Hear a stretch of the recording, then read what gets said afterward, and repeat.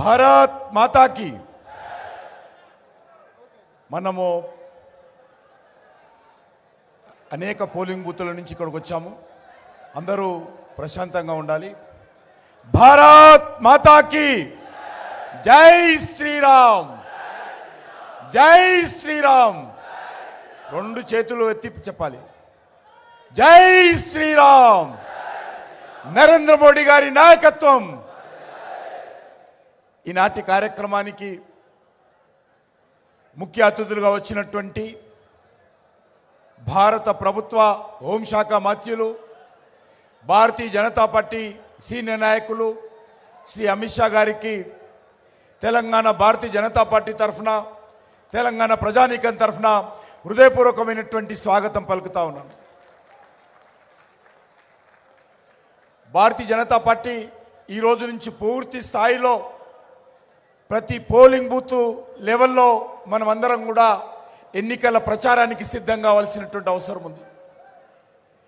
అందుకోసమే ఈరోజు ప్రత్యేకంగా నేను ఈరోజు పోలింగ్ బూత్ అధ్యక్షులనే కలుస్తాను, బహిరంగ సభ వద్దు అని చెప్పి అమిత్ షా గారు మనందరినీ పోలింగ్ బూత్ అధ్యక్షులను నేరుగా ఈ కార్యక్రమం ద్వారా మీ అందరినీ కలిసి రానున్నటువంటి ఎన్నికలకు మనం సిద్ధం కావడం కోసము నేను వస్తానని చెప్పి వారు రావడం జరిగింది.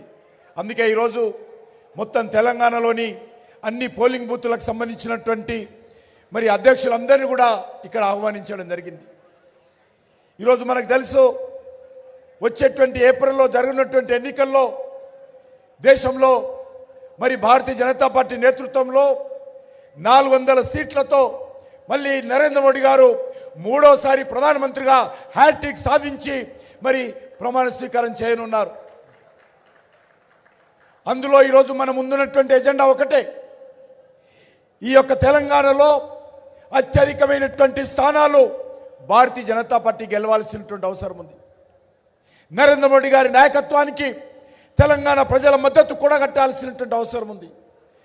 కేంద్రంలో ఏర్పడినటువంటి ప్రభుత్వంలో తెలంగాణ నుంచి కూడా అత్యధికమైనటువంటి పార్లమెంట్ సభ్యులను నరేంద్ర మోడీ గారికి మద్దతుగా తెలంగాణ ప్రజలు ఆశీస్సులు తీసుకొని మనమందరం కష్టపడి పనిచేసి పంపించాల్సినటువంటి అవసరం ఉంది. దానికోసం ప్రతి కార్యకర్త కూడా సిద్ధం కావాల్సినటువంటి అవసరం ఉంది. అనేక రకాల తప్పుడు ప్రచారాలు జరుగుతాయి సోషల్ మీడియాలో కానీ ఇతరత్ర కానీ. కాబట్టి మనం అది కూడా ఖాతరు చేయకుండా ధైర్యంగా ఈరోజు ముందుకెళ్లాల్సినటువంటి అవసరం ఉంది.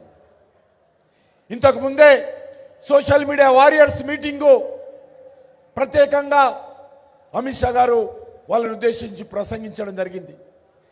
చాలా ఉత్సాహంగా అన్ని మండలాల నుంచి కూడా సోషల్ మీడియాకు సంబంధించినటువంటి వాలంటీర్స్ ఆ కార్యక్రమంలో పాల్గొన్నారు. ఈరోజు మనకందరికీ తెలుసు, నరేంద్ర మోడీ గారి నాయకత్వంలో దేశంలో ఏ రకంగా అభివృద్ధి చెందింది, తెలంగాణ రాష్ట్రానికి ఏ రకంగా అన్ని రకాలుగా అండగా నిలబడి గత 9.5 సంవత్సరాలుగా తెలంగాణ అభివృద్ధిలో నరేంద్ర మోడీ గారి ప్రభుత్వము కీలక పాత్ర పోషిస్తున్న విషయం మనం చూస్తూ ఉన్నాం. ఈరోజు ఏ రంగాన్ని తీసుకొని, జాతీయ రహదారులు కావచ్చు, ఎడ్యుకేషన్ విషయంలో కావచ్చు, హెల్త్ విషయంలో కావచ్చు, గ్రామ పంచాయతీల అభివృద్ధి కావచ్చు, మున్సిపాలిటీల అభివృద్ధి కావచ్చు, లేక అన్ని రకాలుగా రైల్వేల అభివృద్ధి కావచ్చు, ఈరోజు నరేంద్ర మోడీ గారి ప్రభుత్వము స్వాతంత్రం వచ్చిన తర్వాత నరేంద్ర మోడీ గారు 2014లో ప్రధానమంత్రి అయ్యేంత వరకు ఏ రకంగా అభివృద్ధి జరిగిందో అంతకంటే మించి ఈ 10 సంవత్సరాల్లో కేంద్ర ప్రభుత్వం ద్వారా అన్ని రకాల సహాయ సహకారాలు తెలంగాణ రాష్ట్రానికి ఇవ్వడం జరిగింది. ఈరోజు తెలంగాణ సమాజం ఆలోచన చేయాల్సిన అవసరం ఉంది. తెలంగాణ వచ్చిన తర్వాత కేసీఆర్ కుటుంబము తెలంగాణను దోపిడీ చేసింది, తెలంగాణను దోచుకున్నది, తెలంగాణకు దగా చేసింది. నియంతృత్వ అహంకార పూరితమైనటువంటి పరిపాలనతో బీఆర్ఎస్ పార్టీ కేసీఆర్ కుటుంబము ఏ రకంగా వివరించిందో తెలంగాణ ప్రజలు ఏ రకంగా గత శాసనసభ ఎన్నికల్లో స్పందించారో మనం చూసాం. కానీ మరి ఈరోజు పెనం నుంచి పొయ్యిలో పడ్డట్టు కాంగ్రెస్ పార్టీ అధికారంలోకి వచ్చింది. ఈరోజు కాంగ్రెస్ పార్టీ తన పాత అలవాటు మార్చుకోలేదు. ఈ ప్రభుత్వం వచ్చి 100 రోజులైంది. 100 రోజుల్లోనే ఈరోజు తెలంగాణలో ఉన్నటువంటి బిల్డర్స్ దగ్గర, రియల్ ఎస్టేట్ వ్యాపారస్తుల దగ్గర, వివిధ పరిశ్రమల దగ్గర, కాంట్రాక్టర్ల దగ్గర పెద్ద ఎత్తున రాహుల్ గాంధీ ట్యాక్సీ పేరుతో ఏ రకంగా ఈరోజు కాంగ్రెస్ పార్టీ పార్లమెంట్ ఎన్నికల కోసం తెలంగాణలో రాహుల్ గాంధీ అనుచరులు, రాహుల్ గాంధీ మూట ఏ రకంగా వసూలు చేస్తూ ఉన్నారో మనం చూస్తూ ఉన్నాం. నేను చెప్పే ఉద్దేశం ఒకటే, టీఆర్ఎస్ పార్టీకి కాంగ్రెస్ పార్టీకి తేడా లేదు. 2 కుటుంబ పార్టీలే, 2 దోపిడీ పార్టీలే, 2 అవినీతి పార్టీలే, 2 అహంకారపూరితమైనటువంటి పార్టీలే, 2 కుటుంబాల కోసం పనిచేసేటువంటి పార్టీలే. అందుకే ఈరోజు మనమందరం కూడా తెలంగాణలో వచ్చేటువంటి పార్లమెంట్ ఎన్నికల్లో మార్పు తీసుకురావాల్సినటువంటి అవసరం ఉంది. గత పార్లమెంట్ ఎన్నికల్లో భారతీయ జనతా పార్టీ స్వతంత్రంగా 4 పార్లమెంట్ స్థానాలు మనం సంపాదించుకున్నాం. ఈసారి ఎన్నికల్లో 17కు 17 సీట్లు మనం ఛాలెంజ్ చేసుకొని ఎన్నికలు దిగాల్సినటువంటి అవసరం ఉంది. ఈవెన్ హైదరాబాద్ పార్లమెంట్ సీటు ఈరోజు పోటీ చేయడానికి భారతీయ జనతా పార్టీ పోటీ చేయడం లేదు.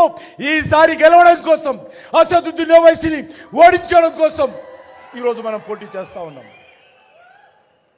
చెమటలు పడుతున్నాయి మజ్లిస్ పార్టీకి. ఈరోజు హైదరాబాద్లో ఉన్నటువంటి పేద ప్రజలందరూ కూడా మజ్లిస్ పార్టీ పోవాలి, మజ్లిస్ పార్టీ విరగడ కావాలని చూస్తూ ఉన్నారు. కాబట్టే మనం వీళ్ళందరం కూడా కష్టపడి పనిచేద్దాం. ఈరోజు మనకు తెలుసు, సిటిజన్ అమెండ్మెంట్ యాక్ట్ ఏదైతే ఇంప్లిమెంట్ కాబోతుంది, అది ఎవరికి వ్యతిరేకం కాదు, ఏ మతానికి వ్యతిరేకం కాదు. విదేశాలలో మతం మార్చుకోవాలని దౌర్జన్యం చేసి ఒత్తిడి చేస్తే దిక్కుతోచని పరిస్థితుల్లో వాళ్ళందరూ కూడా బంగ్లాదేశ్ నుంచి, ఆఫ్ఘనిస్తాన్ నుంచి, పాకిస్తాన్ నుంచి వాళ్ళందరూ మన దేశానికి వచ్చారు. ఈరోజు వాళ్ళందరికీ కూడా మరి ఈ యొక్క సిటిజన్ అమెండ్మెంట్ యాక్ట్ విషయంలో మనము తప్పుడు ప్రచారాన్ని ఎదుర్కొని ప్రజలకు వాస్తవ విషయాలు తెలియజేయాలి. పాకిస్తాన్లో హిందువుల మీద దాడులు జరిగితే, హిందువుల మతం మార్చుకోవాలని ఒత్తిడి చేస్తే వాళ్ళు మరి ధర్మం మీద విశ్వాసంతో మతం మార్చుకోవడం ఇష్టం లేకుండా దౌర్జన్యాలను ఎదుర్కొనే శక్తి లేని కారణంగా వాళ్ళందరూ కూడా భారతదేశం వచ్చారు.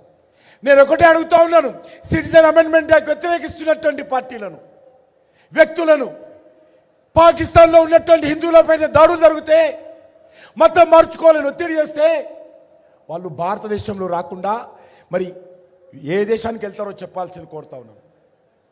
హిందువులకు భారతదేశం రక్షణ కల్పించకపోతే, అండగా నిలబడకపోతే ఎక్కడ పోతారు?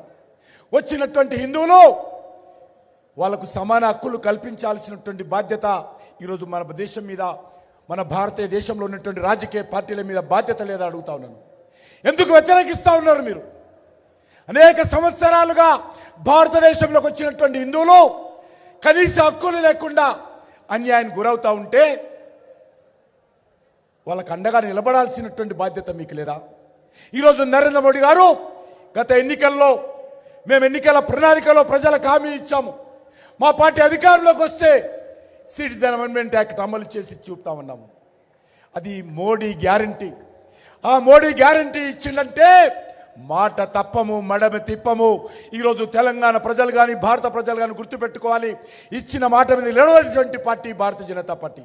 అందుకే సిటిజన్ అమెండ్మెంట్ యాక్ట్ విషయంలో కార్యకర్తలందరూ అన్ని రకాలుగా సమర్థవంతంగా మన మీద జరిగేటువంటి తప్పుడు ప్రచారాన్ని ఎదుర్కొని ఈరోజు నరేంద్ర మోడీ గారికి తెలంగాణ ప్రజలందరి తరఫున అండగా మరి మద్దతు సమీకరించాల్సినటువంటి బాధ్యత మన పైన ఉన్నదనే విషయాన్ని మనవి చేస్తూ, వచ్చే పార్లమెంట్ ఎన్నికల్లో మనం అందరం కూడా కష్టపడి పనిచేద్దాము. వచ్చేటువంటి ఎన్నికల్లో మరి ధర్మం కోసం పనిచేసేటువంటి పార్టీ, న్యాయం కోసం పనిచేసేటువంటి పార్టీ, దేశం కోసం పనిచేసేటువంటి నాయకుడు, పేద ప్రజల కోసం పనిచేసేటువంటి నాయకుడు, దేశ అభివృద్ధి కోసం పనిచేసేటువంటి నాయకుడు నరేంద్ర మోడీ గారి నాయకత్వంలో మనమందరం కూడా కలిసి ఐక్యమత్యంతో పనిచేద్దాము. జరిగేది ధర్మ యుద్ధము. ఆ ధర్మ యుద్ధానికి మనమందరం సిద్ధంగా ఉండాలని చెప్పి మీ అందరినీ కోరుకుంటూ సెలవు తీసుకుంటాం.